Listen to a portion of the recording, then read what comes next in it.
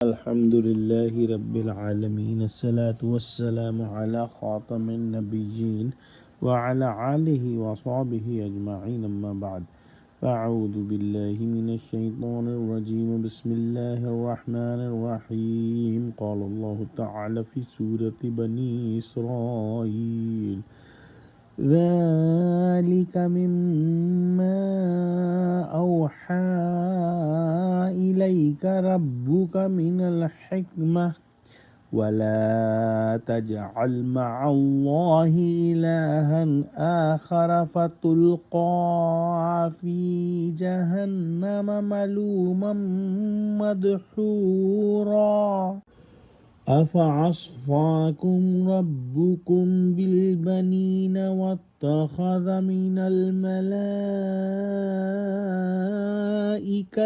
إناثا إنكم لتقولون قولا عظيما۔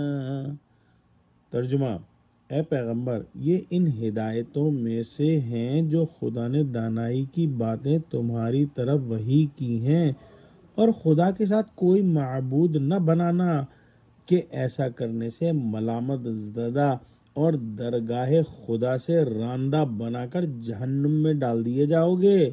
مشرکو، کیا تمہارے پروردگار نے تم کو لڑکے دیے اور خود فرشتوں کو بیٹیاں بنایا؟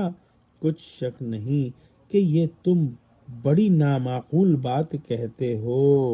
اللہ سبحانہ و تعالی نے پچھلی آیتوں میں جو پرمغز اور بیش بہا نصیحتیں فرمائیں، یہ وہ علم و حکمت اور تہذیب اخلاق کی باتیں ہیں جنہیں عقل سلیم قبول کرتی ہے، اور جو وحی کے ضمن میں نبی کریم صلی اللہ علیہ وآلہ وسلم کی طرف بلا واسطہ اور امت مسلمہ کی طرف بواسطہ حضور صلی اللہ علیہ وآلہ وسلم بھیجی گئیں۔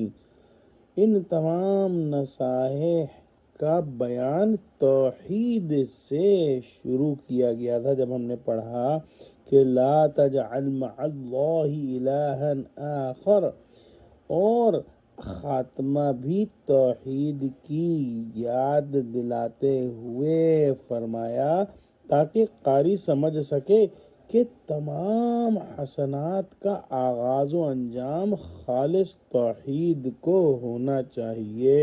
پھر مشرکوں کے اعمال بد کا تذکرہ فرمایا کہ وہ کس طرح سے اللہ سبحانہ و تعالی کی طرف شرک کرنے کی جرت کرتے ہیں، اور شرک بھی ایسا کہ جس کو نہ تو عقل میں کوئی دلیل تسلیم کر سکے اور نہ ہی نقل میں جس کی کوئی دلیل ہو۔